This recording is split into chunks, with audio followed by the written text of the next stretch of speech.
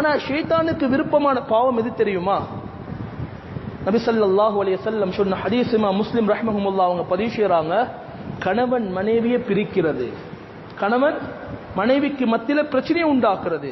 ஏனென்றா கணவன் மனைவிக்கு மத்தியில பிரச்சனை உண்டாக்கினா வாழ்க்கையில நிம்மதி இல்ல, தற்கொலை செய்ய முயற்சி செய்வாரு. வாழ்க்கையில நிம்மதி இல்ல, ஏதோ ஒரு கப்ல போய் என்ன செய்வாரு, விபச்சாரம் செய்வதற்கு ஆரம்பிப்பாரு. வாழ்க்கையில நிம்மதி இல்ல, தற்கொலை செய்யறதுக்கு முயற்சி செய்வாரு. எதனால?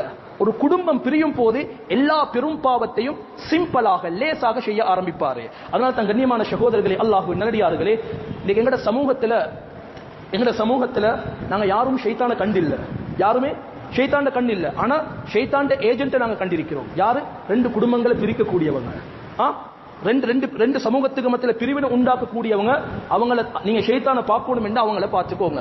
அதனால இமாம் அஹ்மத் ரஹ்மஹுல்லாஹ் அவங்க சொல்லி காட்டினாங்க, சில மனிதர்கள் மனித ரூபத்தில் இருந்தாலும் அவர்களுடைய உள்ளங்கள் ஷைத்தானை போல இருக்கும்.